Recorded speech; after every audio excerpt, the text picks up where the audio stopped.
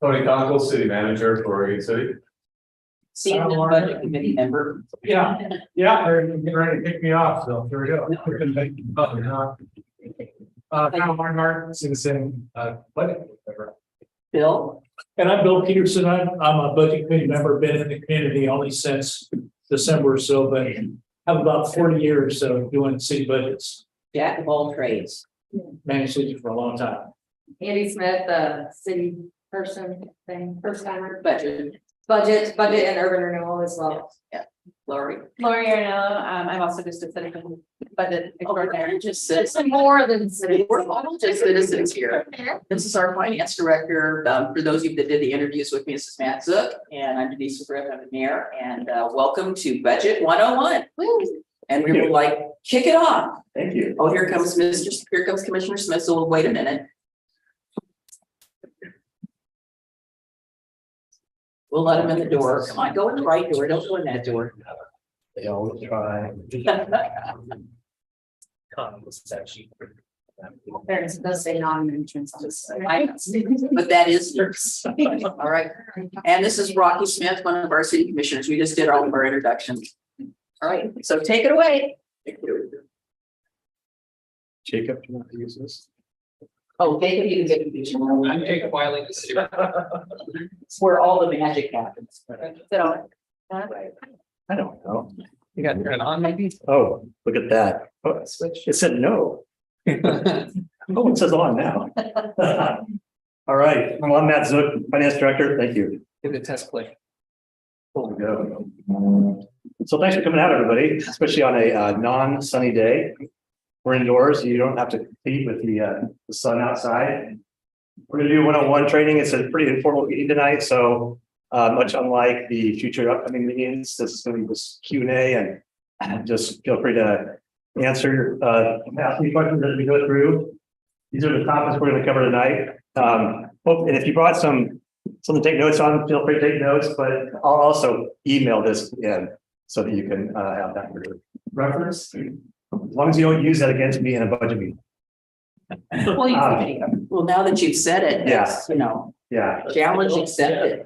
So the mayor appropriately introduced everybody. This is my introduction. I've been here since December of 2020, just over 2 years. These are the cities I've worked for, the different other entities.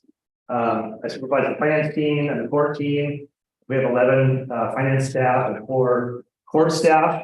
And then I lived here since 1996. My first home was just down the street on High Street, the $85,000 home, just sold for $350,000. So, anyways, I got five daughters and soon to be a grand boy or girl, I don't know yet. So we've already done this. Thank you. Although somebody who's been in the budget committee the longest, if you've been. We can go around again and we can answer. We can. Oh, answer- yes, maybe done. We can answer that question. The last one, favorite city department. So early? I'd be able to take place for 102. Yeah. Maybe you haven't graduated yet. That's from 8 to 11 tonight. So how long have you been on the budget committee, Rocky? 15 years. Okay. Let a couple year break. Okay, I Doug, was on the commission. Oh, 16. 16 years, okay. I'm gonna, And we've got a few full first timers in the front row. And then Adam, this is your first budget committee, right? No. No, Oh, he- that's right, He that's came right. on when we were doing it. That's right. You just, I got a crash course. so you're a veteran. Well, I think you got sworn out on Friday, we did budget on Monday. Okay, the only bullet that's left here is what's your favorite city department?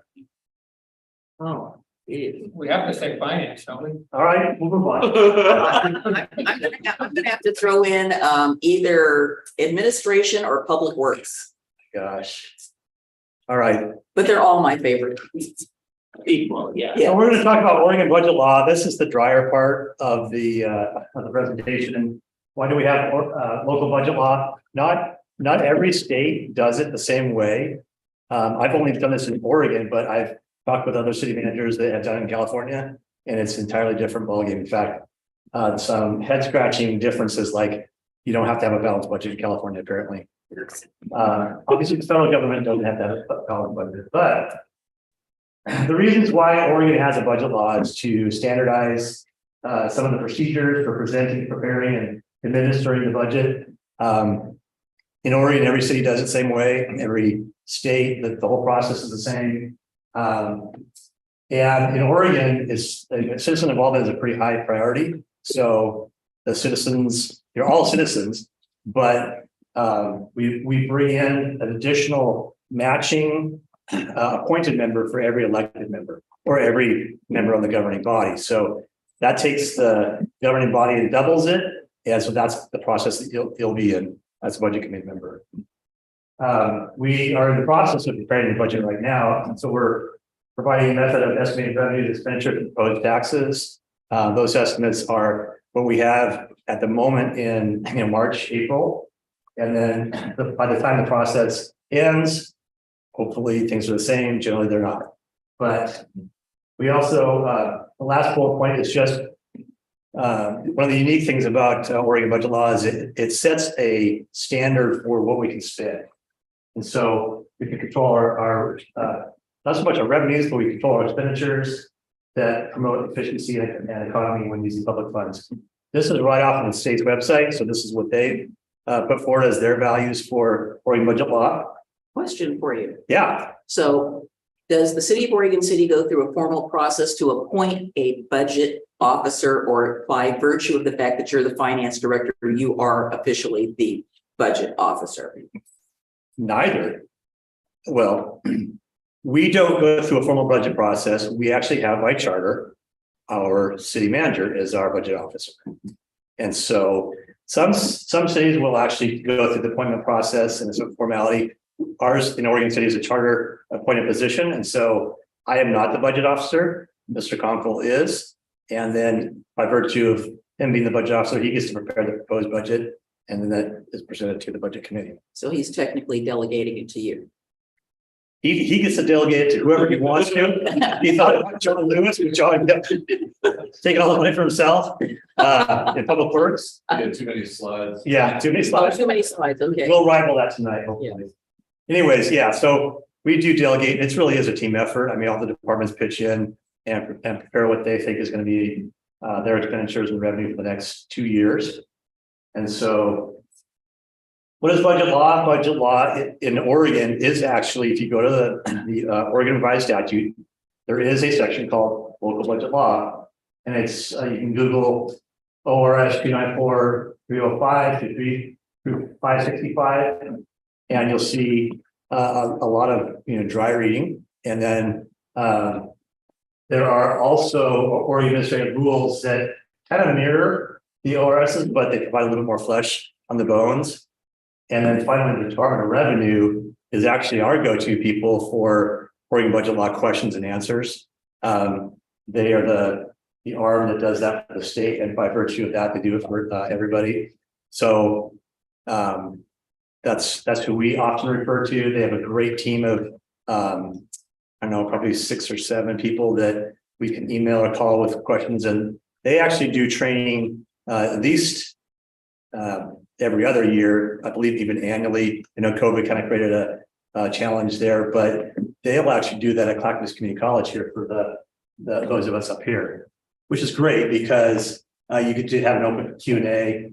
It's open to anybody. You can actually go there as a budget committee member. I've had some budget committee members go there in the past. I think this is going to be a lot more enjoyable tonight than going to theirs. Theirs is longer. This is a whole day. They don't have food. We do.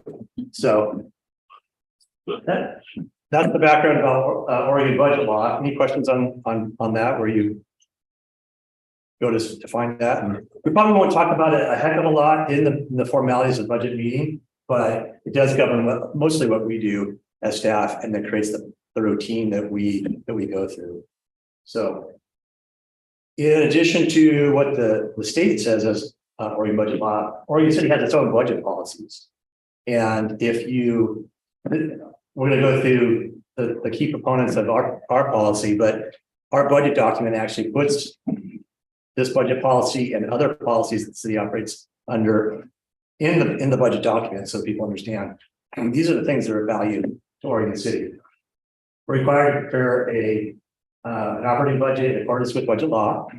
Not every entity in Oregon has to do that. South Fork Water Board, by virtue of who they are as an entity, they don't have to follow Oregon budget law. They do because it's great. It's a great model, a great practice. Oregon City does. We prepare a balanced budget, and basically by balanced, it means that the total resources equals the total expenditure. So we account for every single dollar, including what we end up with as an ending fund balance at the end of the budget. So every single dollar, you'll see this in the budget layout. You'll see total resources, total requirements. They will always be the same numbers for the budget. The third bullet point is the city will avoid budgetary procedures that balance current year's expenditures at the expense of future years. So we're always considering what it takes to roll forward funds and keep sustainable. You'll find those in some of our policies on fund balance. So the last bullet point here is that we obviously involve all the departments as to and their objectives as to what goes into the budget. A lot of competing needs, a lot of competing opportunities, and we go through that meat grinding process in advance of getting to you. So the next bullet point is that the budget will be presented in a fund or a program level at a total dollar amount for all appropriations except contingency and appropriating fund balance and reserves. And we're going to get into the terminology here in a little bit, but that's basically an appropriation is basically a legal authorization to spend. And so different cities can set those levels, set them at different levels. This describes how Oregon City does that. We'll illustrate that in a little bit. The second bullet point now, funding sources for capital projects will be identified and ongoing operational costs will be identified. It's always really garners a lot of attention to have a big project that people want to hear about, they want to see about. It might be you might be building a building like First Street. It might be remodeling a city hall. It might be putting in a park, whatever it might be. But we have to consider not just the one-time costs, but we do so with an eye towards the operating costs. Oftentimes, if you are short-sighted and don't include that, you can have this really great asset that you can't. It just erodes over time. So we take that into consideration. And then the third bullet point is just that we'll take our vehicle equipment and building replacement plans, and we'll actually build those out so that we can adequately fund those over time. We don't always have the funds to cover everything over time, but we have a plan. So we then can know we have enough funding for not just today, but years into the future. So as we've gone into the budget cycle, we have people that do our equipment, our IT, there's a replacement policy for that. There's, our fleet department takes care of the vehicles. It says, hey, your vehicle's been about 8, 10, 12, 16 years. We have a 1950 fire engine that we're trying to deal with. It's off the equipment replacement plan.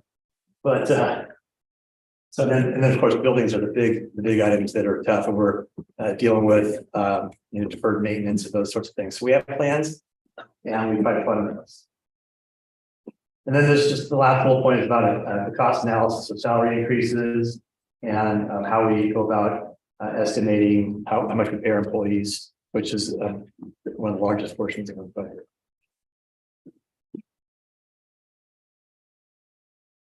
And these are the last 4 bullet points in our policy: the non-salary benefits, things like health insurance, medical insurance, retirement, those sorts of things. We always estimate those and the impact of what they'll be in the budget. A lot of times those are outside of our control. Some of those are legislatively set, but we estimate those into the future. We prepare monthly reports for internal purposes for our managers, comparing the actual revenue expenditures. We actually now with our accounting software do that on an electronic basis. So actually a department can go at any point in time and run a report and see the detail. It's really quite a great tool. And then of course the finance department measures the overages and underages. Third bullet point is, I'd say probably 10 years old. The city actually prepares a 2-year budget. Originally, most cities prepared a 1-year budget, and the state does allow for a 2-year budget. Not every city does that. A lot that do enjoy it. Some just find the hump to go from a 1-year to 2-year budget to be just a little bit too much. I think it's great. The reason for us doing a biennial budget is that we only have to do this once every 2 years, which means the amount of time we spend to come up with one set of numbers, you can generally look at the next year and have a pretty good understanding of what's going to be like. Generally, it's close enough that you can kind of get the sense of inflation.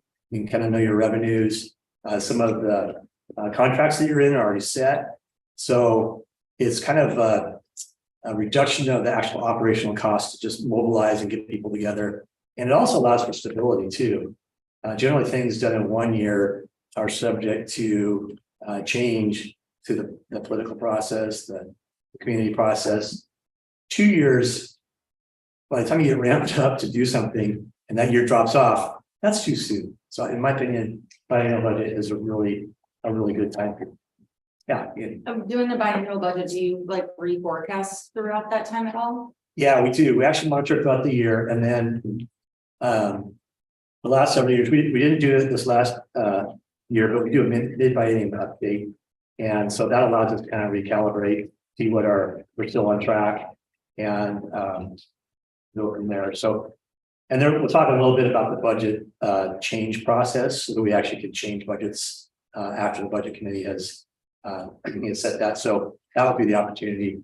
I think we probably go to the commission 3 times a year, or I'm sorry, 3 times every 2 years, maybe it's 4 or 5. It just is based on need. And there's some rules about when you can change that. We'll talk about that later.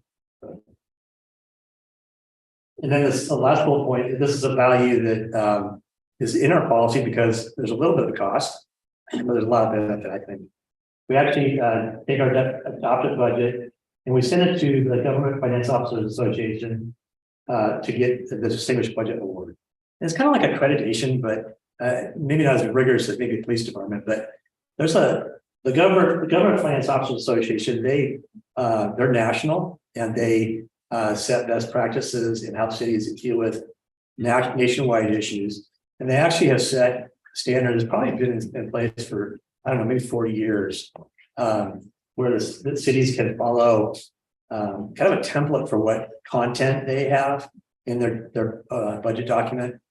There's Oregon's minimum standards that we have to comply with. That's Oregon budget law, but this goes over the top and prompts us to put a lot more information into the budget than what is basic.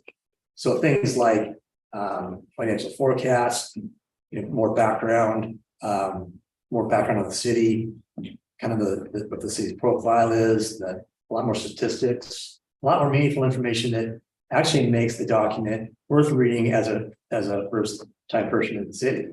It's a very easy read. It's different than our annual financial statements, which are much more cumbersome to understand.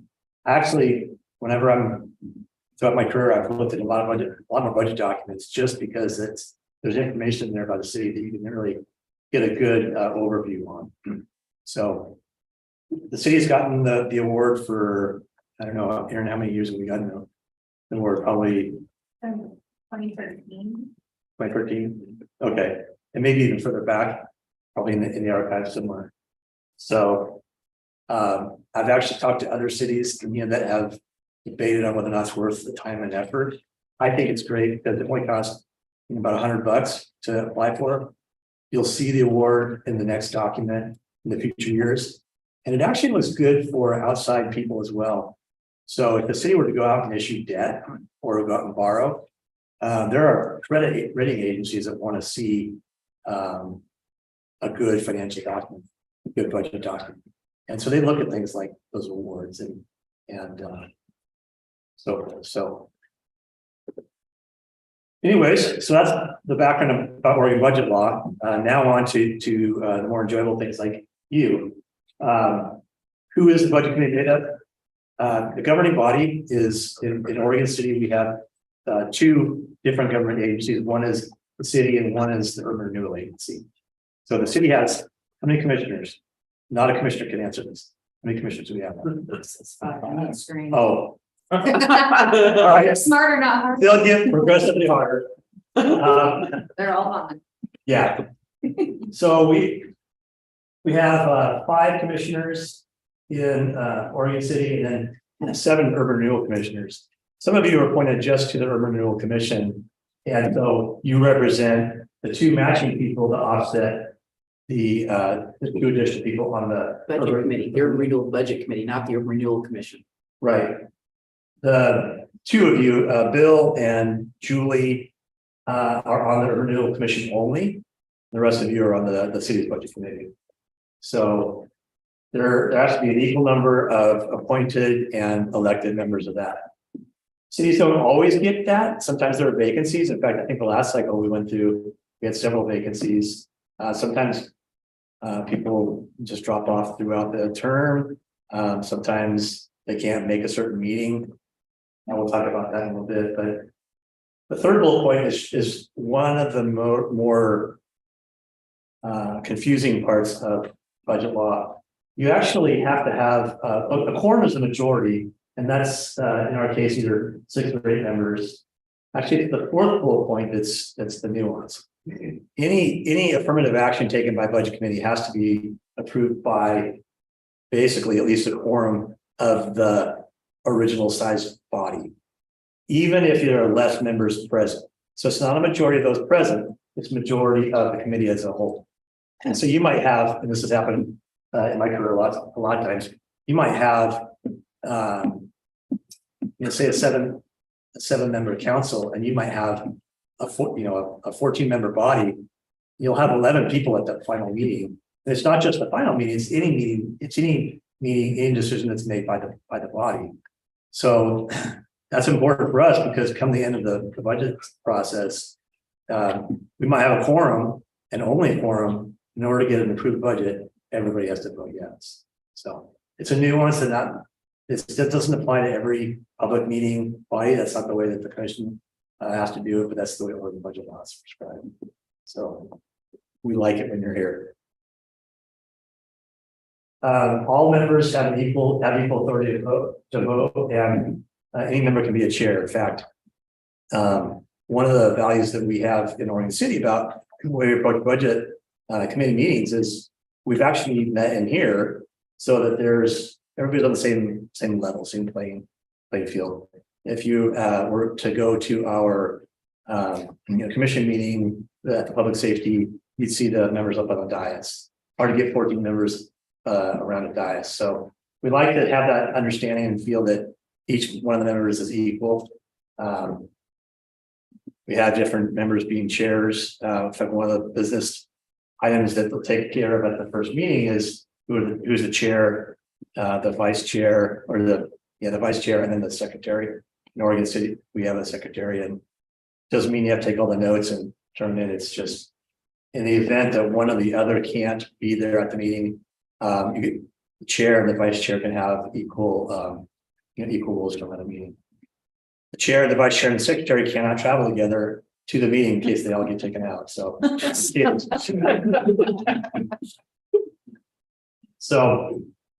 the key actions, and this slide is actually really simple. This is all you have to do as a budget committee member.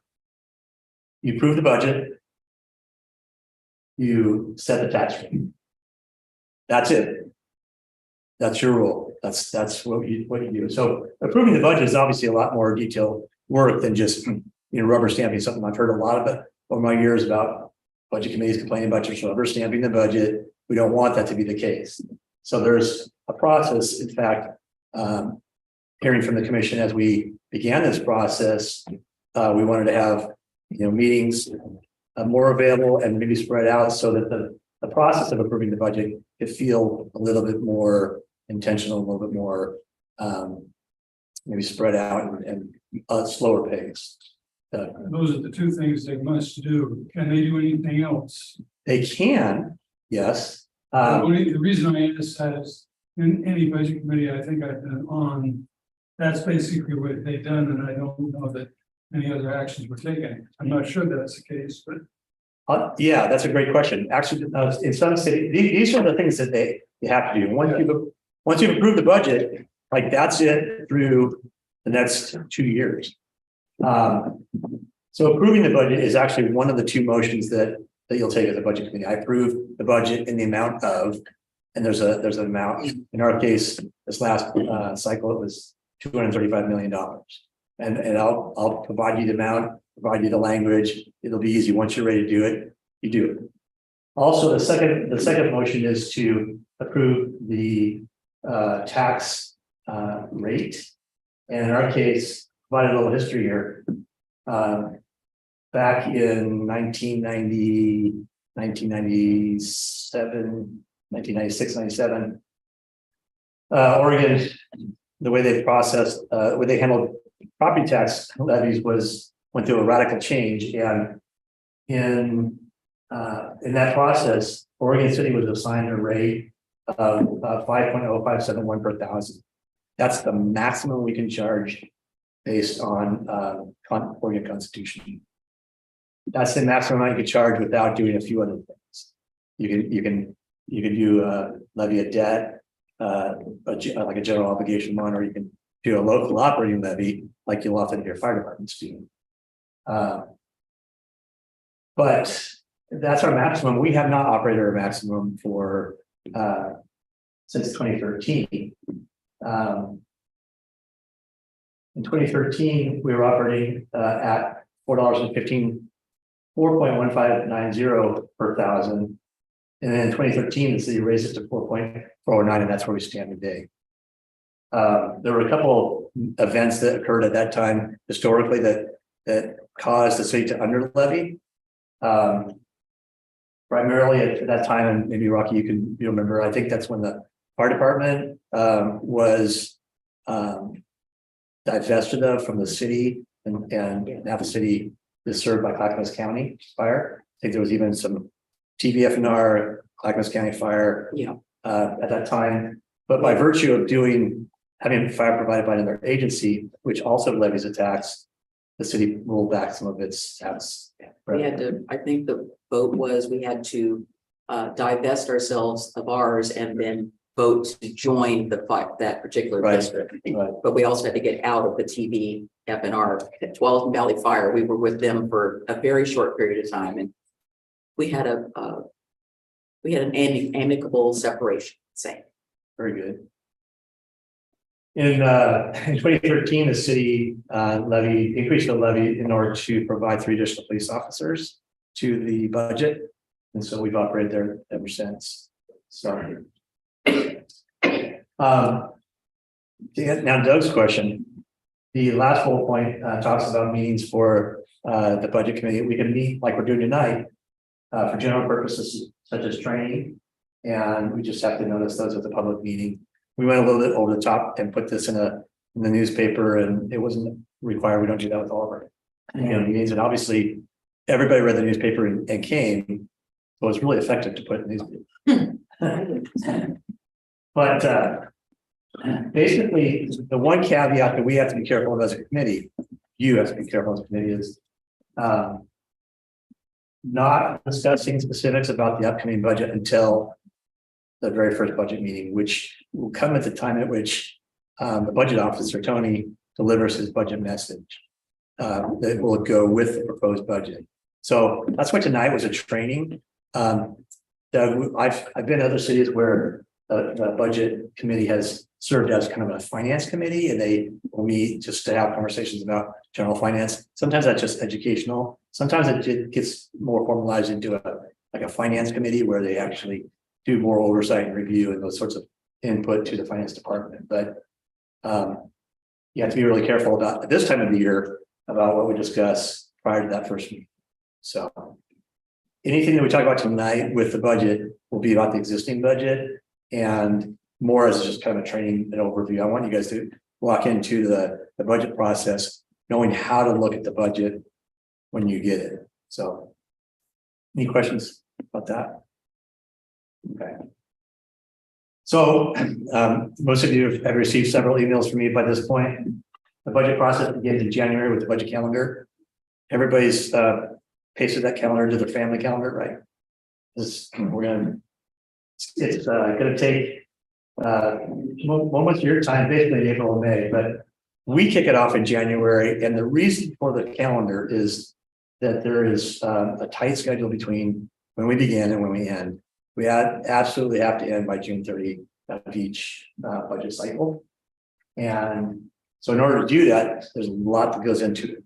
So we put the calendar out in January, and then the staff begins to prepare the proposed budget. And so we go through that over about 3 months. We generally wait until we're getting to the discipline where, you know, we're doing our financials on an ongoing basis. But we start after December, because that's a nice clean 6-month period of time at which you can use to estimate another half of the year, generally speaking.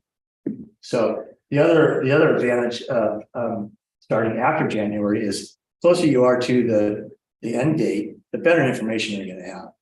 There's a lot of guesses at this point in time as to what maybe the legislature is going to do, what funding is going to do, what the economy is going to do.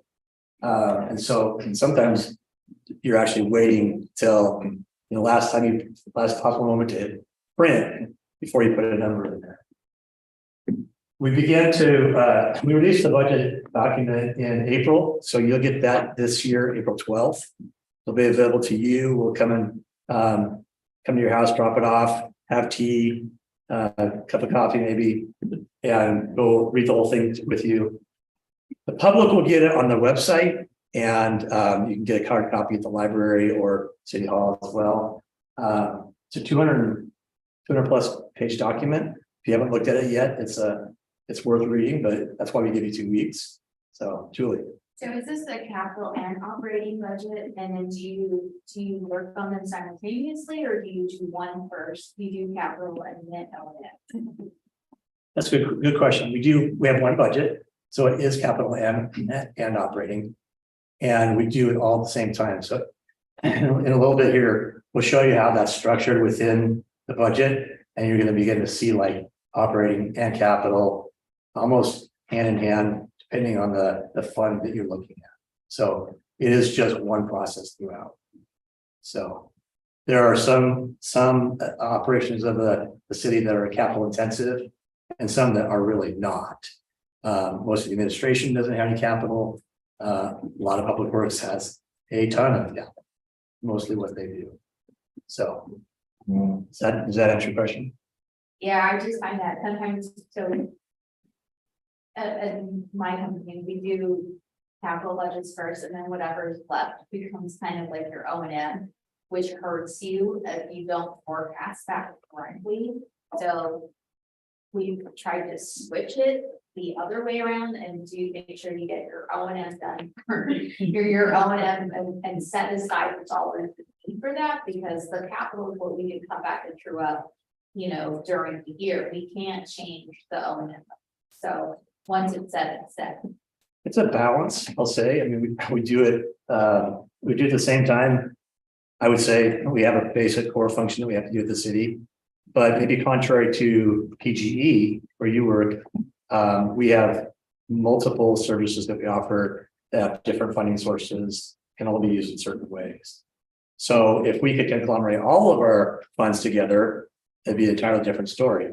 But we'll see here in a second, $235 million can't be spent however we want. It has to be allocated in certain ways. So we definitely make sure that our core services are delivered, but we also have infrastructure to maintain over time so that our streets are healthy, our water is safe, our sewer it goes where it's supposed to go. So that's a balance that we have to make. So after the budget is released, 2 weeks later, we'll come together here. You'll have some dinner. Didn't provide that tonight, but we'll also then have a robust, hopefully 1 meeting. I'm being sarcastic, but we've got up to 4 meetings kind of scheduled. Oregon City's actually done a really efficient job, in my opinion, as a practitioner. They've been able to get that sort of budget done in 1-2 meetings. I've been in the city of Damascus, City of Newburgh, and they've had 7 meetings for a $3 million budget.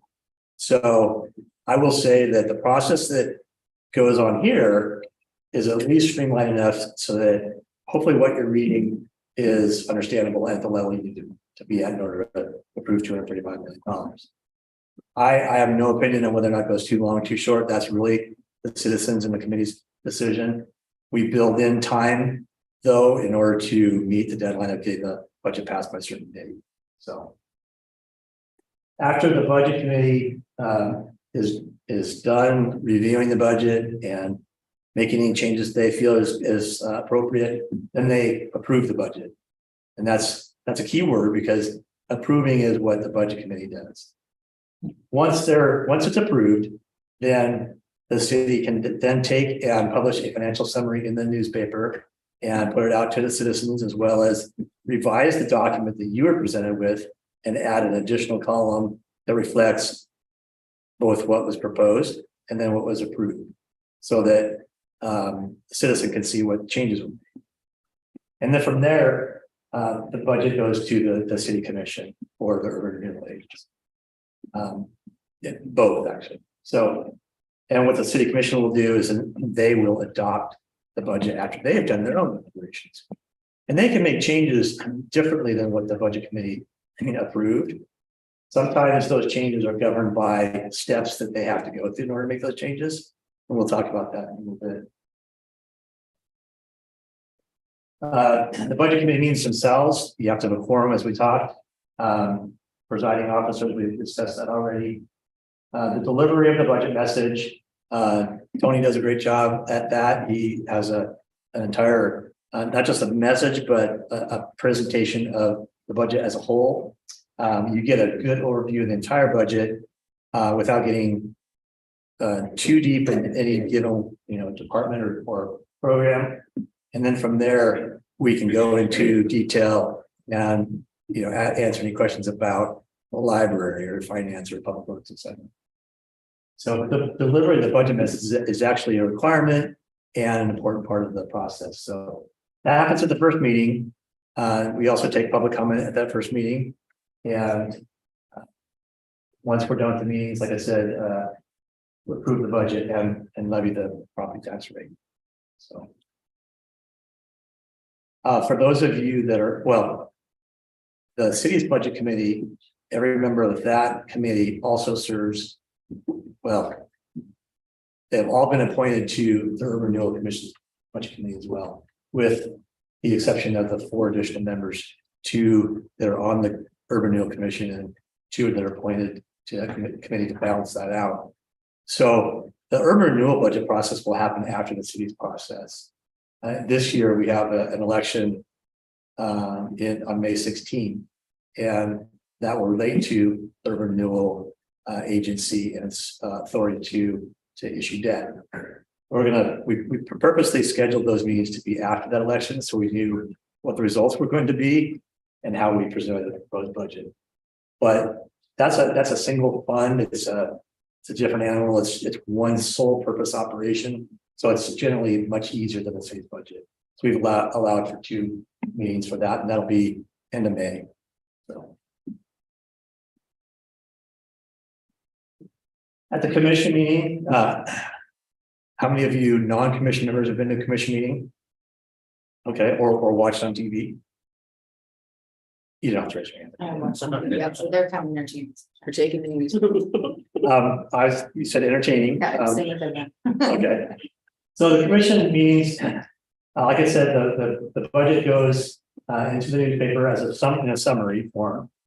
And then they actually have a public hearing. So it's an invitation for people to come and make comment on the budget. And we're required to do that before they take action. The third bullet point here actually talks about in more detail about what changes the budget or the commission can make. And in particular, there's a formula here that describes that any increase in expenditures greater than 10% of a fund, or if they were to increase the tax amount approved by the budget committee, then they make a motion to do that move, and then staff is required to go back out and republish those changes for the public to be aware of those changes. The budget, I mean, the commission can actually lower the tax rate or lower expenditures. And there's some complexity there. And the reason that we began meeting, we send this to the commission in early June is because we need to allow time for this third bullet point to play out if it were to so occur. And I never go into a budget committee process without allowing for that, the commission to have that leverage in order to do that. And I've had that happen maybe two or three times in my 25-year career.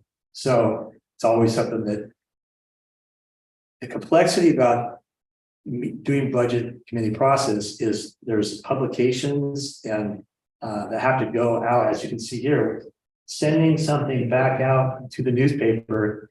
If the commission met on a Wednesday, I have till that following Friday to make those changes, send out to the newspaper for our once a week Oregon City News publication. And that publication has to happen at least 5 days before the next meeting.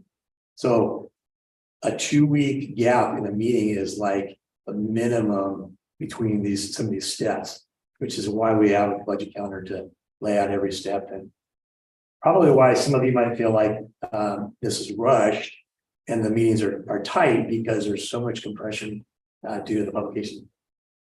In, I don't know, probably in the 2000s, the Department of Revenue actually allowed for some of that publication to be done via a city website. So now what we do is we do one publication in the newspaper and then also post it on our city's website within 10 days before the meeting or greater. So that's actually allowed the electronic age to be relevant and save on some of the costs. Some of the costs of doing newspaper print these days is because of the size of these publications is, I don't know, $600-700 a time. So another good reason to cut that back, but you still have to let the public know what we're doing. And then the commission has to adopt the budget before June 30. I have only heard of one city that hasn't done that. I think they're still around. I don't want to. I would never go there. That's the things that keep me up at night. Is how do we, get this all done in a timely manner? So, and then after the budget's done, again the budget committee approves the budget, and then the budget committee is done. You'll notice that in this third bullet point that there's no requirement. In fact, there is no provision for the budget committee to have a role in a change that the commission would make. And so that's actually a common misconception. People will think it's kind of like, sending something back from the president back down to the legislature or whatever. That's not the case. So the budget committee doesn't have to be involved at that point. We just have to republish. After the other clarifying factor is that the budget committee doesn't have a role in budget changes. The Oregon budget law does allow for changes to the budget after adoption. The first bullet point is really about the spirit of law. You can't withhold something from the budget simply to avoid the process. It really has to be something that was unforeseen or unable to be quantified at that time. An example of that was ARPA, American Rescue Plan Act. If you've heard of federal stimulus that's come in the last couple of years, finally the federal government got around to giving cities some money, not just the citizens and not just the couple of the other entities. Well, this information was released in February, but the federal government's dumping $1.9 trillion into the economy, and they've got to have some rules that govern that. Well, we put in the budget and did it in a very loose manner because we didn't know what the rules were necessarily going to say. We had a very early interpretation of what that was, but didn't know how it was going to land. One of our neighboring cities actually chose not to put it in the budget. And that was their interpretation of what they would say was an unforeseen, unknown, possibility of what they're going to do with those funds. So the supplemental budget has a few has a piece of process that goes through. You can use a supplemental budget to appropriate new revenue. In the case of the city that didn't, chose not to put ARPA in their budget. Once they had money, they chose to do that through a supplemental budget. You can create a new fund that way. So sometimes new funds, and I'll describe what a fund is in a second, but sometimes there are new reasons to have a new fund. You can do that through a supplemental budget. And there's a couple other goals here that we'll talk about in a little bit. It's only good for the end of the biennial budget period. It can't be used to impose new taxes, so you can't do an end run around the council to impose new taxes, and then you can't use it to spend we'll talk about this category explicitly in a little bit, the unappropriated any fund balance. If you choose to leave some money and not appropriate, that is not allow the city to legally spend it.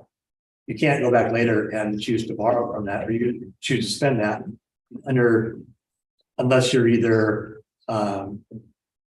in a civil unrest or a I don't know, acting on what they call that a natural disaster.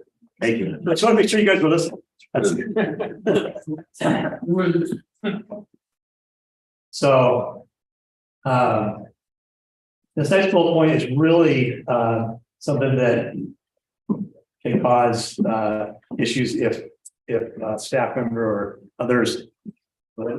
Apology. There's gonna be a test now. I'm not 15 All the discussions at a budget committee need to happen in the meeting. You are more than welcome to, and in fact, you're encouraged to talk with your neighbors about it. But amongst the committee, you have to be very careful not to deliberate outside of a public meeting. And that's just public meeting law and budget. So if you have questions as you're reviewing the budget document, or even if you're talking to your neighbors and you're like, what is this? I have to pay this fee, or what is this new park going in all about? You can either bring those back to the committee and raise the questions there. I would encourage you to email myself, Tony, and the budget chair, and that allows us to prepare the answer for the question, come back at the next meeting. And what I like to do is just carve a little time to say like a Q&A. This question was raised by one of the committee members during the week. Here's the question, and here's the answer. That way, all that gets brought into the public meeting process. So the public meeting process needs to include, you need to consider not just verbal, but also electronic. Electronic is traceable now. So don't have an electronic meeting by, having a dialogue between you and another committee member about how you want to vote or what the positions you might take is. Go ahead. Excuse me, is that second sentence correct? You were strongly encouraged to discuss the budget, others not. Yes. The public, that's what he just said. You can talk to There me. is no ex parte contact. On the committee, we can't talk to it. No. Outside the meeting, you obviously have to in the meeting, but you don't want to have that dialogue or that alliteration, just like you wouldn't with your governing body. Many cities have been in trouble for having seen 3 commission members or 3 council members, gather together at the restaurant. It doesn't look good. But if a member of the public comes and asks us, it's okay. You can talk to, you're encouraged to talk to your neighbors, your constituents, people that you represent. Doug. I mean, this stems from this question, but it applies to this. In terms of discussion with commissioners, forum cannot talk about it. But can individual or pairs can? You run a risk there of having a serial meeting. String meeting. Yeah, where, I might meet, you might meet with, say, Commissioner 1, and then that commission, it's just Commissioner 1, Commissioner 2. Commissioner 2 goes to Commissioner 3, still a meeting of 2. It just gets very, that's what we need to avoid. So does that, maybe that's a great point. You obviously don't want to have that serial meeting or have that non-forum size conversation that can eventually get to the whole committee and yeah. That was a dual. Yeah, right. Good case law has been made by that. So. Any other questions so far? Okay, so budget terminology, I wanted to cover that because we had a little bit of talking about things, some unique terms that you'll want to understand when you are reading the budget. As far as budget terminology goes, we have an entire like 4 or 5 pages of glossary at the end of our budget document that you can look up any of these terms, but there's a few that I wanted to go over with you tonight. And I start with resources. Talked about having a balanced budget between resources and requirements. Resources is a broad category of funds. By funds, I mean money available to spend in a budget period. So a resource is a larger umbrella. Underneath there, you might have revenue. In the private sector, we speak of revenue and expenses. You can have revenue, you can have fines, you can have intergovernmental revenue, you can have grants. A grant isn't necessarily a revenue in the proper sense because it doesn't have to be an exchange transaction necessarily. I'm just saying that the resources is the proper term for all the money that the city gets in to support its operations. So we always start with the beginning fund balance. In fact, much of what we're doing right now is trying to predict where we'll be on June 30th, 2023. So we know how much we're going to start with next year. Is it gonna be sunny that day too? Work on that. Sunny? Sunny. I hope so. We'll be indoors. If it is sunny, we'll be outdoors. How about that? We'll get some tents. What's that? We'll get some tents. Very good. So the beginning fund balance is usually a good carryover amount to begin with. And we have taxes and assessments, which are primarily property taxes. In other states, you'll have a sales tax, liquor tax, a cigarette tax, different taxes like that. Franchise fees are another, probably the second or third most bountiful source of revenue for the city. And that's arrangements. A franchise would be like the allowance of a utility to operate in the city's right away. So if, say, for example, PGE wants to, put some poles down the sidewalk. Well, we're responsible for the sidewalks. They want to use them to put their poles. They pay the city to help us maintain the roads and do those, allow for those utilities. Northwest Natural Gas, the garbage, we give cities generally give a franchise or an agreement to one entity to come in and collect the garbage, so you don't have 15 different companies doing that. License and permits, your business license, your liquor license. Different licenses that the city issues, your driver's license. Permits might be a park, like a meeting permit, a reservation of maybe a permit to use a park for a certain period of time.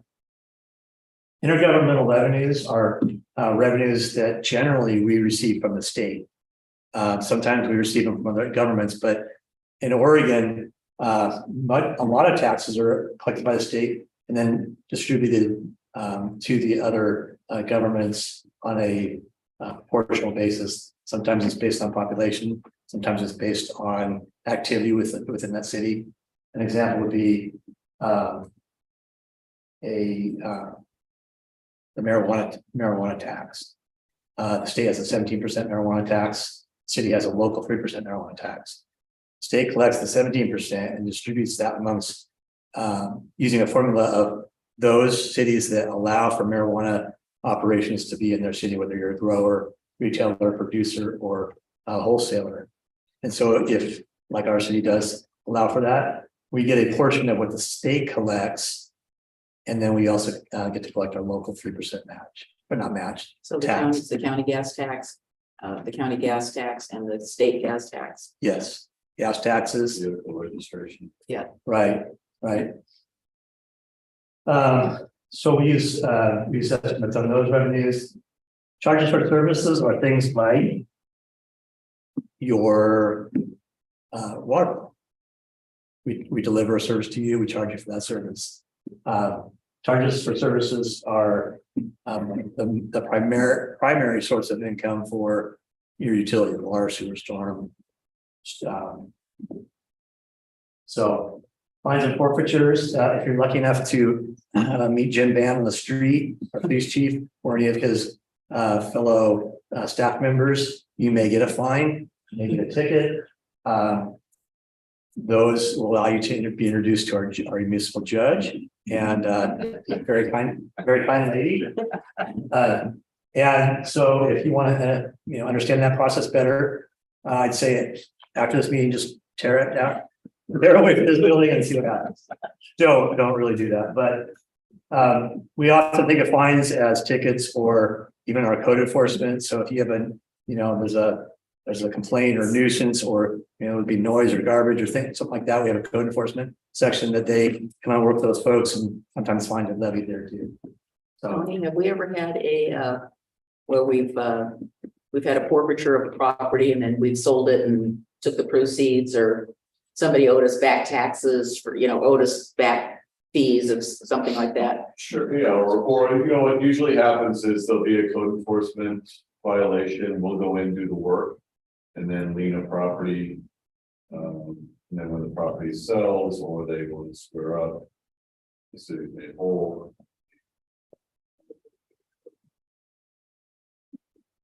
some forfeitures can include drug forfeitures. Oftentimes that's handled by the federal government.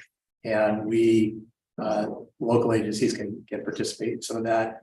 It's a very, very small percentage of activity or revenue. Doesn't mean we don't enforce drugs, but it's just the forfeiture that you might think of when you see something in the news, like, X number of pounds are seized. That's generally not the local level dealing with those forfeitures. Miscellaneous income is your donations for being here tonight. Thank you very much. Just leave it a point at the door when you leave. That can be donations. That can be just random things that we don't even expect. Sometimes we get reimbursed for when we had the ice storm. FEMA, the federal agency, gave the city money. They reimbursed us for a lot of our costs. Well, Erin Wilkie, as a result of all of her time and efforts in processing that, gets reimbursed for her time. That's miscellaneous income for the finance department.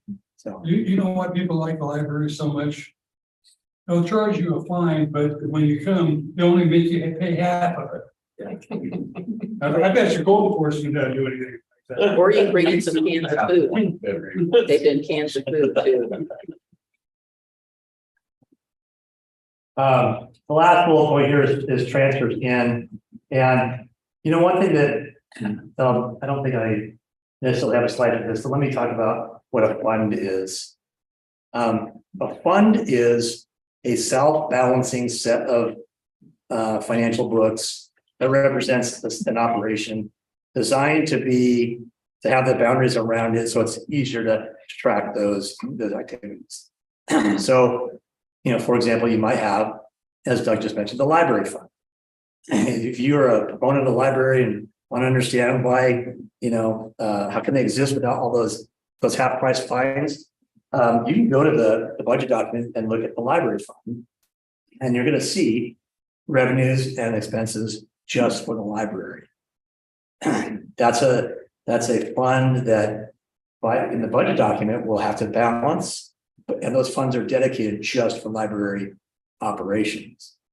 In Clackamas County, we have a library district that everybody pays into. There's a tax that's, if you go home and look at your tax bill, you'll see the library district. And those are library dollars that go to help run our library. So that's an example of a fund. And sometimes money transfers between funds. Oftentimes the general fund it's the single fund that we take our property taxes into. Property taxes fund a lot, not everything, but sometimes other funds want a piece of that. So there is a contribution, an interfund transfer that goes from general fund to the library. We count that as a resource to the library. Basically, that's not an expense, but a requirement for the general fund as those funds go out. So for every interfund transfer in, there's an interfund transfer out that always balances. Before you change slides, Sure. a big one that I didn't hear you mention is SDCs. That would be in That would be a part of the public charges for services. Aaron, do you remember what the SEC is called? I'm sorry, can you repeat the question? Yes. Oh, it'd be under charges for services. It's a system development charge. So in certain funds, those system development charges would fall under the category of charges for services and be a resource for future uses of those SPCs. There are 5 of them. Yes, They're dedicated. right. Can I use them for other purposes? Water, sewer, storm, parks, and street. Roads.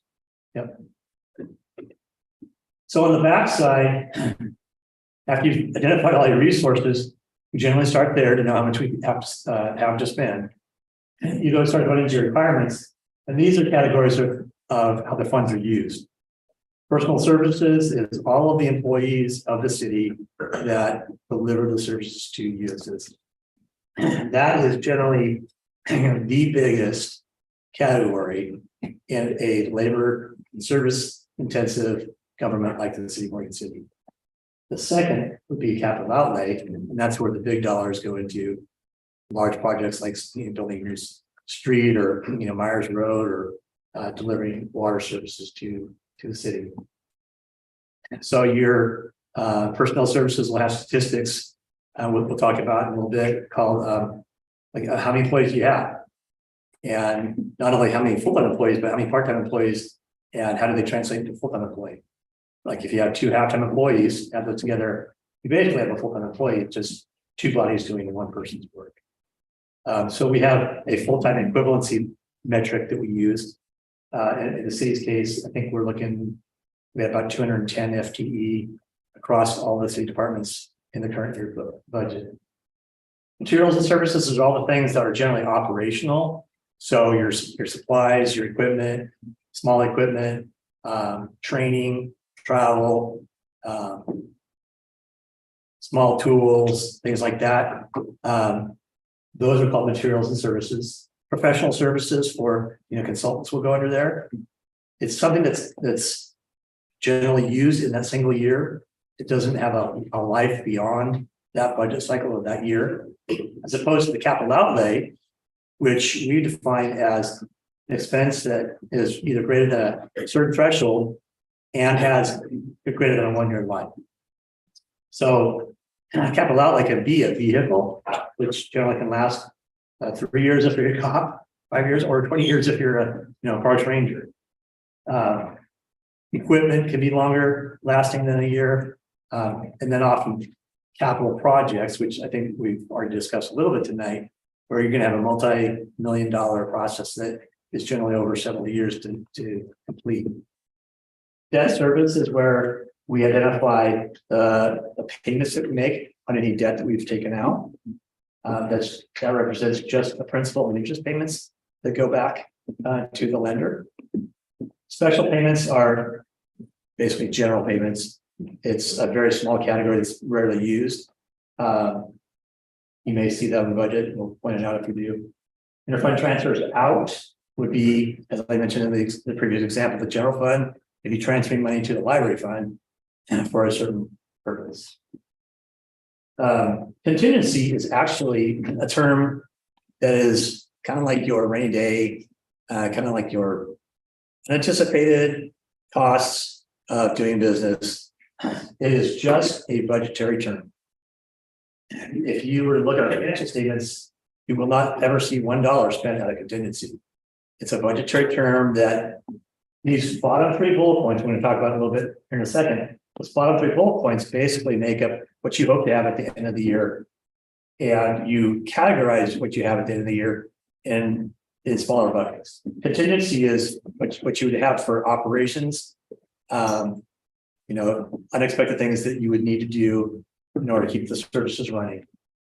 Reserve for future projects is, hey, I've got a large amount of funds here. I know I don't need it just to operate.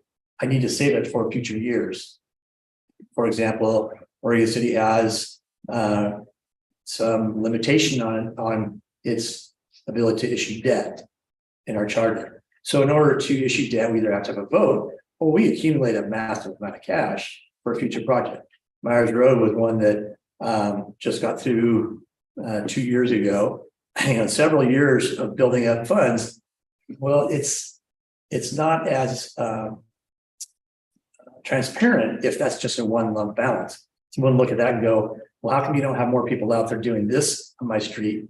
Well, it's because we have a road that we're going to maintain, or a new road we're going to put in. And so we're not going to spend it this year, so we're going to categorize it as reserved for future projects. That's a good note to somebody to say, hey, no, we're not just stockpiling here. We're going to use it in the future because we're prudent in our planning. The last bullet point is unappropriated any fund balance, and that is the key term there is unappropriated. An appropriation again is the authorization, a legal authorization to spend money, and unappropriated any fund balance means you can't spend this any fund balance. You're basically freezing it in time for this budget period, and the only time you can tap into it is if you have civil unrest or natural disaster. So there are reasons for doing that, and there are reasons for not doing that. Not every fund has an unappropriated any fund balance. Some funds don't have enough money to actually have an unappropriated fund balance. Some funds don't need an unappropriated any fund balance. I should have been a question asked on the last slide, but I was kind of curious about the Meals on Wheels program, because I think the city goes outside the city boundaries to provide meals. We do. Was that I'll switch back to the last slide. What is your specific question about that? I mean, how does that operate? If it's providing services outside the city. It's kind of like the library. And we do the same thing, Right. right? Where in the library is even a little more difficult, so there's a library district where we're roughly 45% of the revenue comes from Clackamas County, but it's in the Oregon City Service District for the Carnegie Building. Right? So for us, it's still, we operate based on the revenue we have, realizing sometimes our services go outside of our city limits, whether that be the library or Meals on Wheels. Like Meals on Wheels is a little more complicated because there's quite a bit of outside funding that comes in. So food funding, federal money that comes in that really isn't restricted by the boundary of the city. I mean, and at the same time, you'll see, we provide services. Like some services, we differentiate between citizen and non-citizen, that kind of parts. But if someone were to come to City Hall, we don't charge based on it. So I don't know if that gets to what you're saying, but generally we provide the services for the city in our unique circumstances where we do provide services that set up outside of our boundary.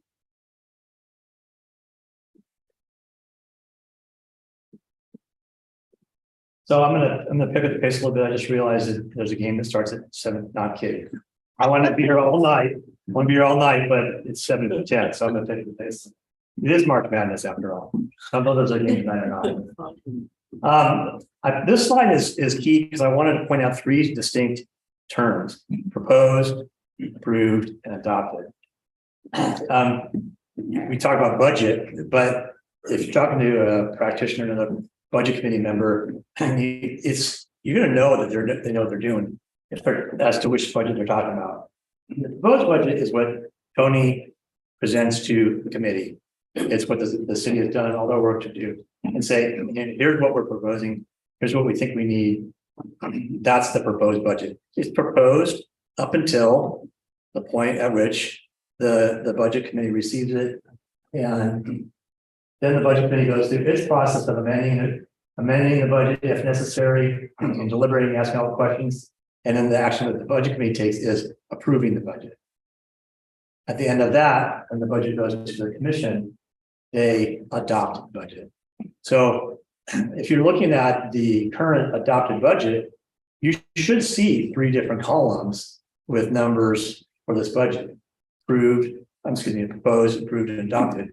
And those 3 columns allow you to understand the changes that were made throughout the process. Ultimately, the adopted budget is what we live by. And sometimes that adopted budget changes after a result of a supplemental budget. A supplemental budget then it's basically part of the adopted budget is the final budget. But I wanted to point out those terms and that, yeah, The biggest commission can change the budget, even though the budget committee has approved it yes, before they adopt it. yes. Yeah, and we hit on a slide, I'm not sure if you're here, but we did hit on a slide about what the scope of what changes they can make without, going through the double more hoops. Julie, When you look at the proposed budget, do you look, is it just the proposed budget, or are you looking at like a 3-year trend? 3-year budget to look at what maybe did change in there, were there one-offs that happened in those other years to know that proposed budget is like. yeah, actually, that's a really great question. Oregon budget law actually requires certain columns of information in the templates that go to budget committee.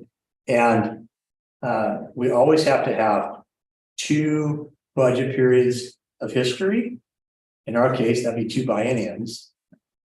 We have the current biennial budget.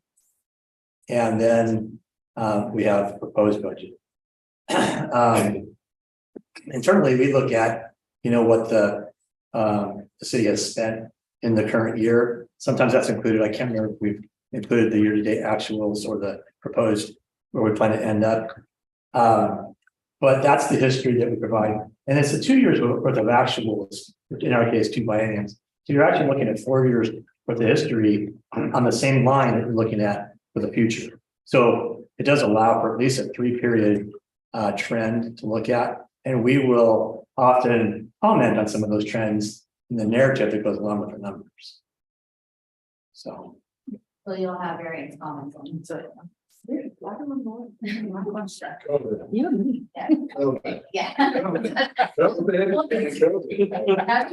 Need all the detail in that, sir?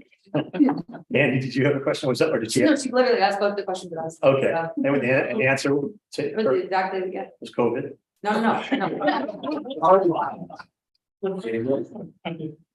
We're not gonna, in budget terminology, we're not gonna get into acronyms Huh. other than FTE maybe. But we talked about this before, but appropriation is the legal authorization granted by the city commission to make expenditures or incurred obligation. It's different than an expense. Appropriation refers to specific authorization to spend. And different cities appropriate at different levels of the budget. Internally, we account for a myriad of account numbers. Well, if you appropriate for, city manager training supplies, and he happens to need more training supplies, well, he's stuck. Nobody does it at that level, but we account for it at that level. We tend to roll our appropriation up to, in our case, there's a slide here in the future, I'll show you, much larger level to allow for flexibility as things change. And yet at the same time, legally, we're required to stay underneath that appropriation level.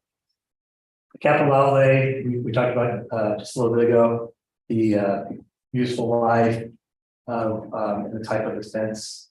And then FTE, that I have myself, and basically it stands for full-time equivalency, full-time equivalent. And that's how we measure staff, including part-timers and full-timers. So fund balance, we talked about just a little bit ago. We talked about contingency and appropriated fund balance and reserve for future expenditures.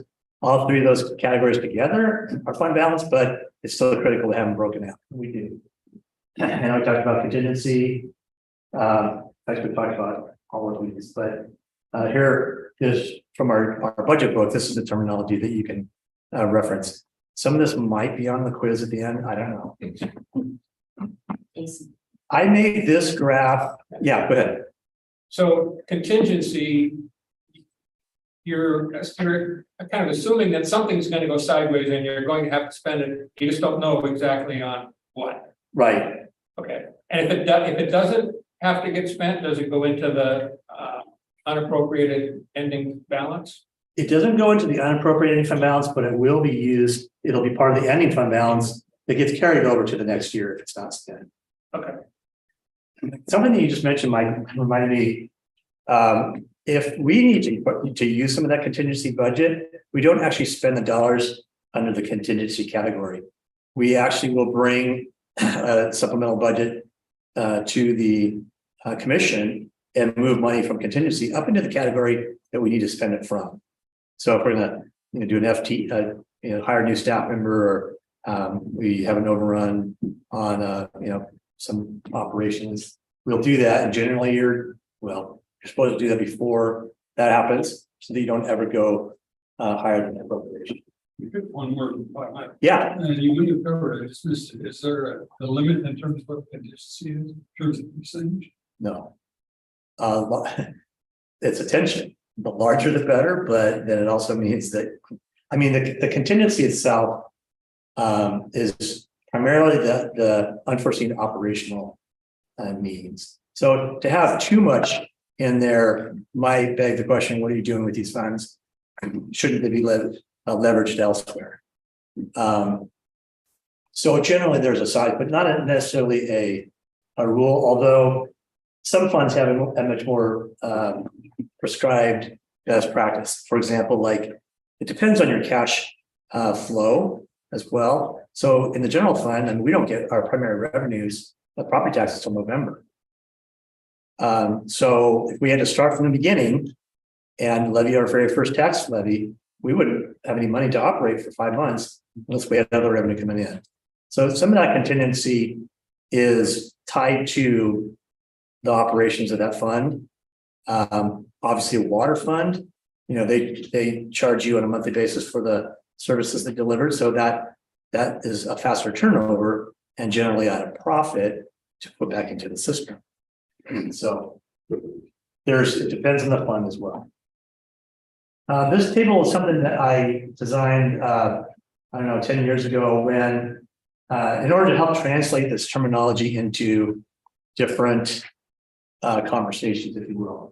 The budget categories are what we kind of talked about as what goes into the budget as a printed category. But the appropriation level, you can see that the first 3 lines in the budget categories are actually all rolled into one appropriation called program budget. So in the city's case, we have a police program, which actually entails the police department and the code enforcement department. And that's where it's appropriated. And in other places like policy and administration, there's another program that we roll those departments into one appropriation level. If you get too small, you get too rigid and you can't move. If you get too big, then it becomes maybe less transparent. But those 3 categories can be rolled into a program. All the rest of those categories are appropriated at the category called debt service, special payments, transfers, and contingency. And then this is beyond the scope of probably the conversation today, but that second column over from the left says supplemental budget categories. And Oregon budget law has some formulas about how supplemental budgets, how funds can change to the supplemental budget process. And they nuance on the terminology called expenditures, which really represents even larger set of categories. And then finally, in the far left column is basically the city appropriates everything except for what's unappropriated, which is the ending fund balance. The reserve for future projects is technically unappropriated and then can be appropriated through the budget process mid-year. In the event, let's just say acceleration of a project happens sooner than you anticipated, well, you need to use the funds you set aside for it, and you can access those through supplemental budget. But you cannot for the appropriated unless God comes. So, yeah. Okay, so this is the highlight. We're almost done. This is the highlight of the budget document, and that's obviously what you guys are going to be the most interested in getting. It's very readable, but this is straight from our table of contents. Budget award, we talked about that. The budget message, we talked about that. Mission goals, we haven't talked about that. The commission has every 2 years they meet to define what the city intends to do with these resources, and that shapes the budget process. So the commission goals are part of the document. Budget guide, city profile, and budget process. That's basically this class in print. Financial policies, we talked a little bit about tonight.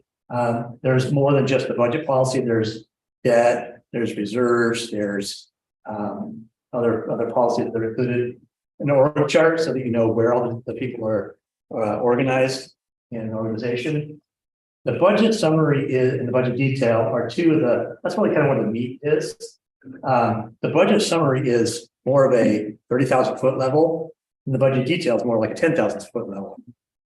So budget summary is an entire view of the city, maybe as a person would look when they're comparing between two governments.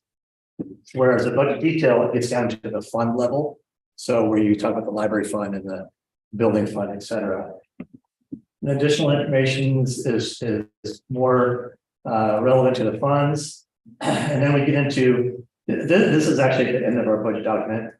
You know, there's a summary of all the positions that are in our budget, capital improvement programs for the specific projects that we budget for. Those are detailed out in there. Debt administration. So there's a summary of all the debt that the city, the very little debt that the city has. Sometimes funds are closed because they've served their purpose. And so we have to report certain amounts of time until those funds kind of fall off the history. But we report them there. Long range financial planning, that's the opportunity to look beyond. That's a discipline that we're moving into maybe more robustly in the future, but that's included in our budget. And there's some compliance section, which is how we've met Oregon budget law, and then a glossary, which I said there's 4 or 5 pages of terminology there. So, this is kind of a high level summary of our current budget. Two-year budget, 235 million. That's across the entire city. That's all the funds combined. 2 years. There's 15 separate funds that we use. It's like I said, it's built for the average person to read. There's a little bit of knowledge you want to go into as a budget committee member. That's why we're here, but it is hopefully built to be read by, your neighbor. Hopefully, You have separate documents for the city and for the renewal. we do. So the 235 is both of them? No, that's Okay. just the city. Yeah. Yeah, the city's, what's that? Everybody's not worried about that much. Okay. We get security. Yeah. Not budgeted for. Yes. This is our budget cover from last year, and I almost want to get Mike Mitchell's signature on this because What? we've been doing this for a long time, but you've asked some great questions as a budget committee member last year, and I referred you to this because when you talk about 235 million, it ain't just 235 million that anybody can spend. That's where your average citizen gets lost. I've had people come into cities and say, look at the financial statement, which has all of our assets, which is billions of dollars of road and stuff like that. Go, you have all this money. Why can't you do something with it? Well, these are big numbers that really are split in this slide between discretionary funds and dedicated funds. The lists are there below. But this was our effort to help people define, shrink the scope of what we're doing here. It doesn't mean that, these funds can't, have some nuance and policy, but it does mean that building revenue, can't be spent on the library. Transportation revenue has to only be spent on roads. Those sorts of definitions really help people understand that when it comes to me wanting something done by the city, there's a much smaller bucket that we can use for whatever we want.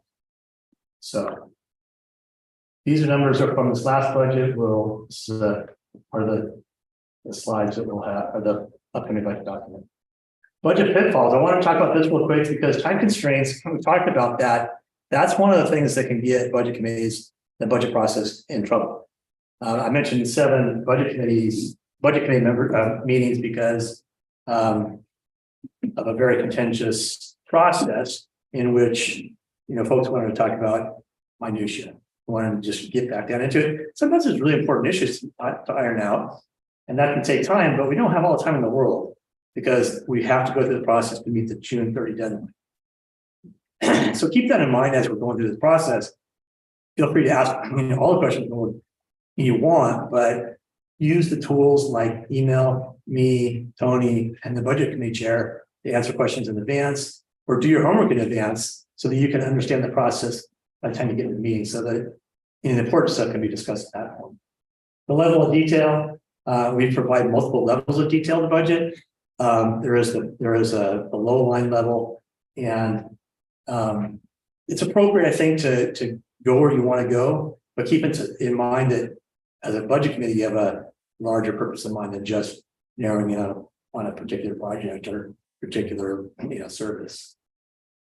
Last bullet point, I've actually experienced a few times where budget committees run foul by getting into talking about specific people, staff members on the budget. And this is not an offensive thing. This is actually a very uncomfortable way where you can talk, the budget committee can talk about dollars and putting funds towards a particular program.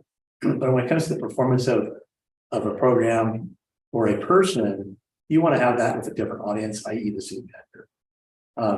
It's a really sticky situation when that becomes part of a budget committee conversation. And if you got some concerns and issue, feel free to bring that up again with the city manager, but that's beyond the scope of the budget committee. Again, you can talk about funding positions, but not the performance of people executing that position. So, all right. I'm going to run through a few quiz questions. This is open book, even though you don't have a book. You can call a friend. How many funds does the city have in the budget? 15. All right. How many general funds does the city have? One. No. That's not enough. Trick question, but a good question. None of the above. It is none of the above, but in our case, it should be May 11th, which is our 4th budget meeting. If we go beyond that, yeah. So that allows for 4 meetings, but that's the approved budget. I didn't say the adopted budget, the approved budget. Non-discretionary. Yeah. Legal office. Who said that? Wow. Now you're really trying to make sure I'm paying attention. I can't even pronounce. All right, Mayor, you can't answer. Get it wrong. This is gonna be so bad. It is not number 5. That's number 4. I've been watching a lot of 1883. Nope. No, There's more than and before. there's a right answer and there's other answers that apply, but who has the right answer besides the mayor? Story. I don't know. Astoria. No. They weren't incorporated. They weren't incorporated. All right, Mayor, what is it? What is the right answer? Number 2. Yeah. Okay. All right. Questions get progressively harder. Oh, I guess that's it. But we hit the time frame just right. I got a bonus for just getting it right on 7:30. You're gonna get this electronic form and you can actually hit these links. I encourage you to go to look at the city document. If our website crashes because you're all rushing out tonight to look at it, just space it out a little bit. But there's city financial reports here. These are all there for you to look at. Chili customer service. I don't know why I put that on there.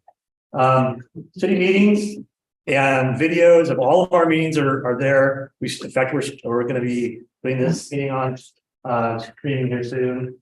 Then Oregon budget law. That's a really good one to go to. It's actually got several different modules that you can reinforce.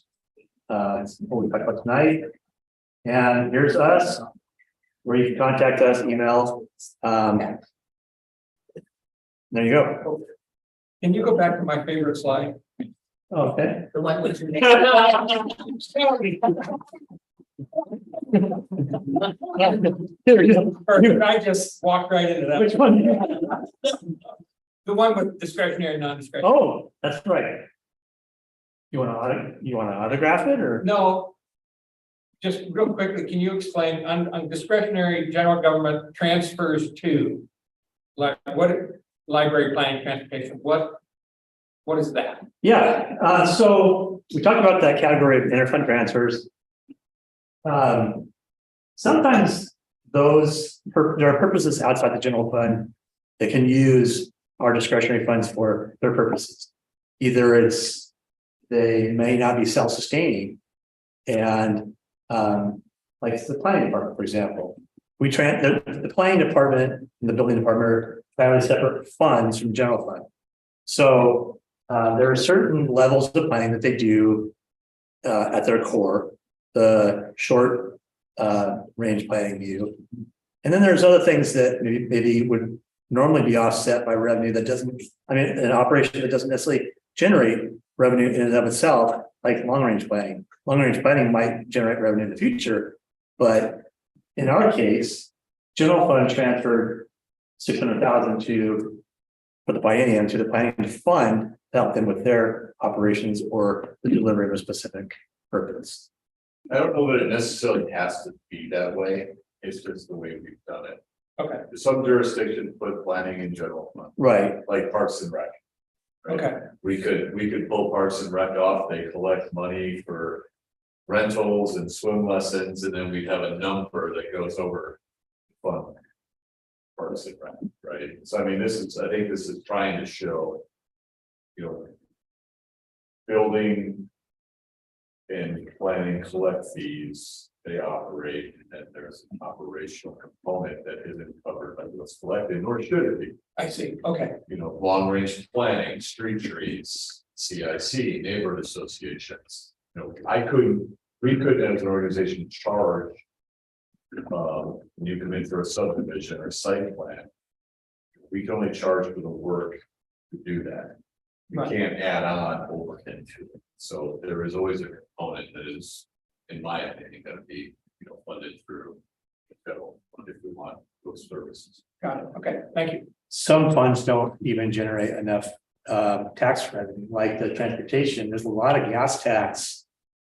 There's a lot of gas street funds around the state that just don't generate enough gas tax revenue. And the reason it's in a separate fund is because the primary source of revenue is specially dedicated for streets. So thus, it has to be within its own fund. Another one is like the building fund. The building by state law has to be its own separate fund. Some of those, like the gas tax, doesn't always come in. Sometimes even to keep the workers on the street running. That's not our case, but I've been in other, more rural cities in Oregon where they live off of contributions from the general fund to supplement the gas tax that comes in. But I think one of the big things here is the discretionary can help the dedicated. Dedicated can't go to the discretion. Right, so when we talk about dedicated funds, like the building fund, it can only be used by state law for the building department. You can't take a portion of the building funds that come in and build a park or put it into potholes. It has to stay in that fund. Same with the SDCs, utility rates.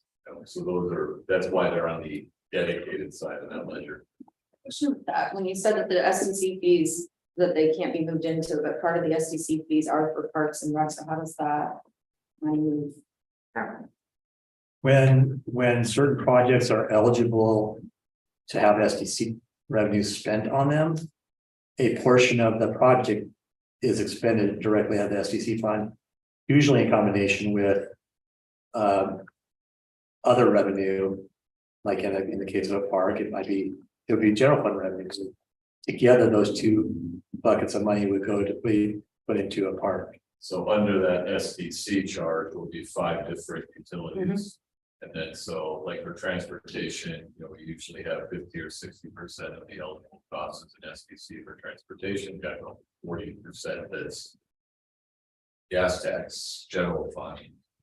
Something from the state, something from the feds, a grant. to create a project, and then that money goes into the capital side or development. Are you using internal service funds to identify like, the amount of cost per square foot for office rental to pay for your long-term community facilities, maintenance and long-term, replacement? That's how dedicated funds can in fact make contributions to administration and to vehicles and equipment and so on. Yeah, we do. We do. And different cities handle it different ways. In Oregon City, we use we call them internal service charges. Right. And so, for example, our IT department is an overhead. Well, I call it an overhead fund. IT affects everybody and they don't generate any revenue themselves, but they do, there is a cost to that everybody shares with. So to Bill's point, there'll be a function, whether it's IT, human resources, city manager, finance, that go and spread their costs to other parts of the organization. We generally don't do that towards other departments that are in the general fund because we don't do an intra-fund charge. But say, for example, our utility funds, I mean, they in and of themselves generate lots of revenue for their system. They don't have a finance department per se, or an HR department, but we provide that for them. We are all one city, but it's a different bucket of money that we charge them for what we deliver.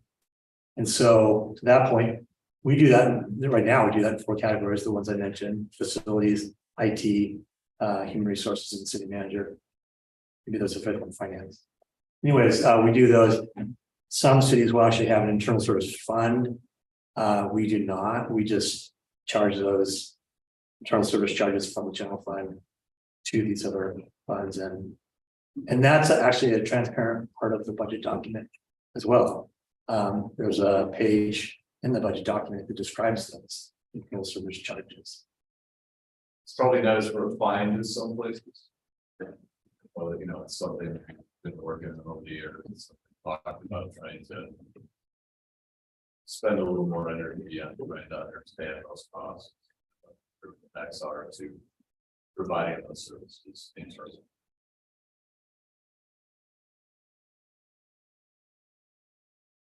Right. Any other questions? No, thank you for coming. Appreciate it. Hopefully this was beneficial to you. This is being recorded, I believe, so you can, share this with your families, friends. If you're going to broadcast this nationally, please let us know. We'll like at least the proceeds to back this video. Mayor, do you want to give any final words, Mayor? Time to go home for dinner for those of you who haven't eaten yet. Thank you.